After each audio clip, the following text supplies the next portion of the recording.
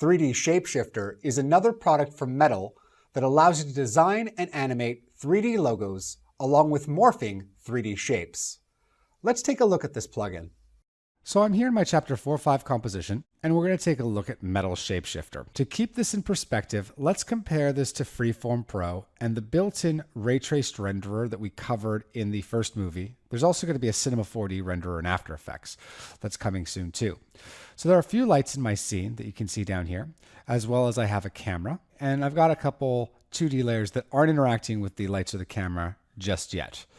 Now, I also have an environment layer that you can see down here, the basic 2K_07. It's from Element 3D. You won't have this in your projects, but you could download an environment layer or a panoramic image from Google to use in this project. Now, if you had Element installed in your system, you could go to one of the Element folders of content and find this environment layer to follow along here inside this actual chapter. So I want to take this Illustrator file and get it to interact with ShapeShifter. So with the Illustrator file selected, I'm going to go to the layer menu and I'm going to choose to create shapes from vector layer. This is going to create a shape layer at the top of my project. I'm going to just rename it. And after I rename it, I'm going to take that shape and lower it so it's underneath the piece of text. Let's select the shape and just head to the top here to the fill section. I'm going to click on the black square and let's change that color of the snowflake. Awesome. So now let's add ShapeShifter, which I've already done a search for in effects and presets, onto both the text layer and the shape layer. So I'm going to cover over here to the effects and presets and just apply this first of all to my text layer. And then I'm going to just follow that and also apply it to the shape layer. And you should see some changes take place right away. Both the shape layer and the text layer are interacting with the lights. We can see that clearly.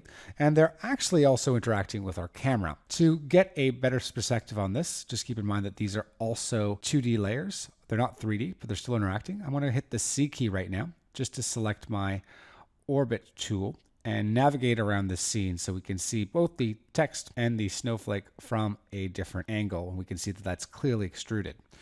Now, I have some options here at the top. I currently have the shape selected, and some of those basic selections for 3D extrusion include increasing thickness. Let me first change that from a value of 40 to a value of 60, so we can see that that increases, and let's actually change that even more to a value of 100. We can do basic changes in terms of 3D transformations too.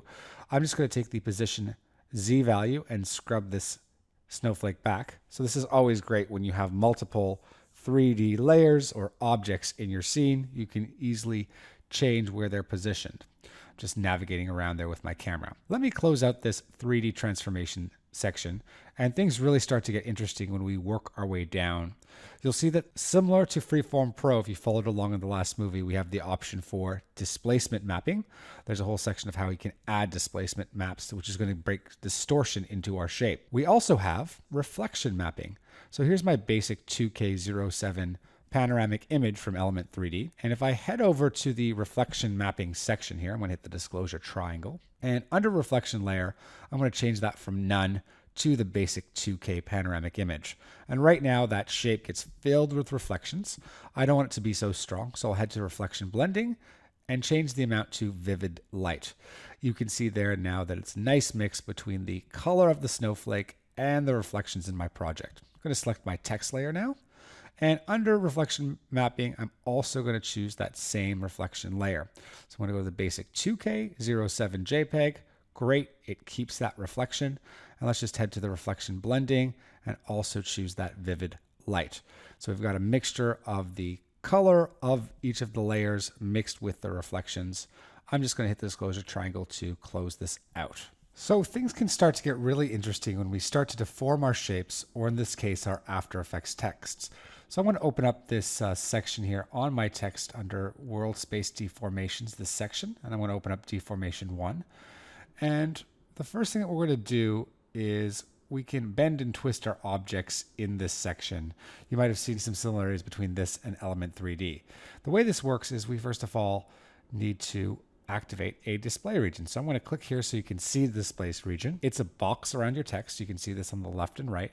And to see this even clearly, let me actually go to V to get the default selection tool. I want to hold down Command as I scrub the position X value of the deform 1 position X.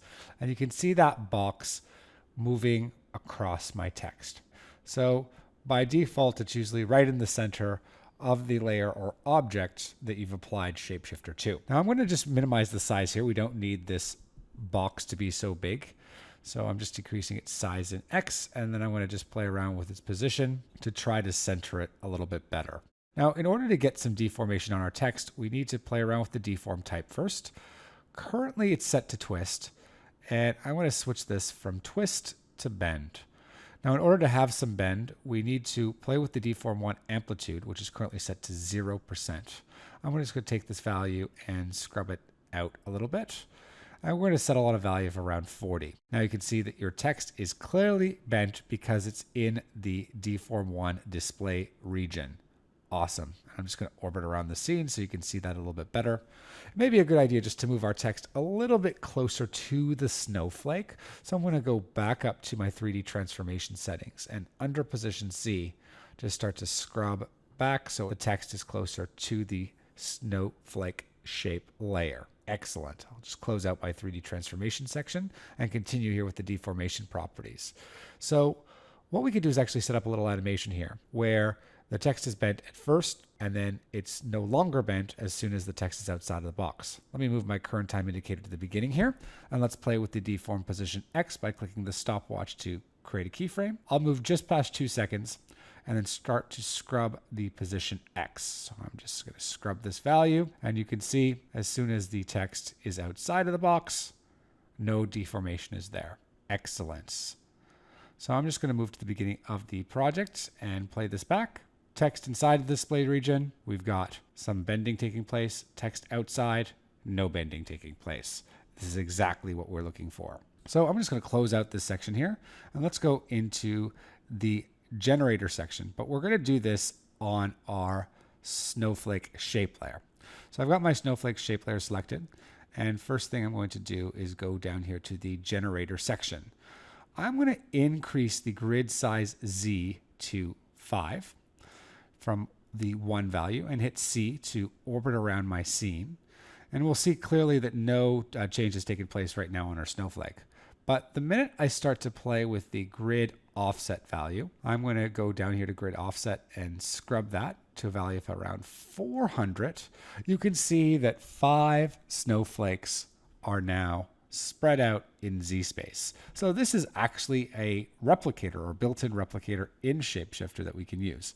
I'll head over to the 3D transformation section and actually make all of these snowflakes a little bit smaller in their X, Y, and Z scale. Make those 70% so we can see them clearly on the screen.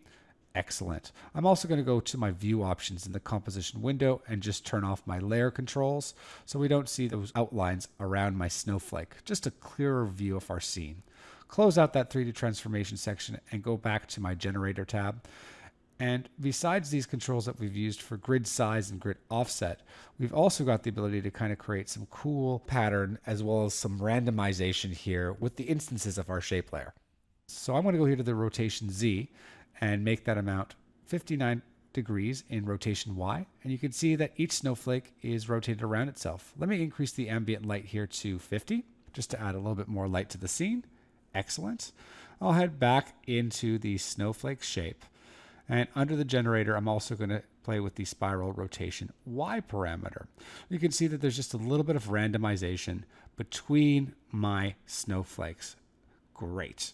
So this might remind you of the built-in replicator for shapes in After Effects. We're just doing it here with our 3D shapes.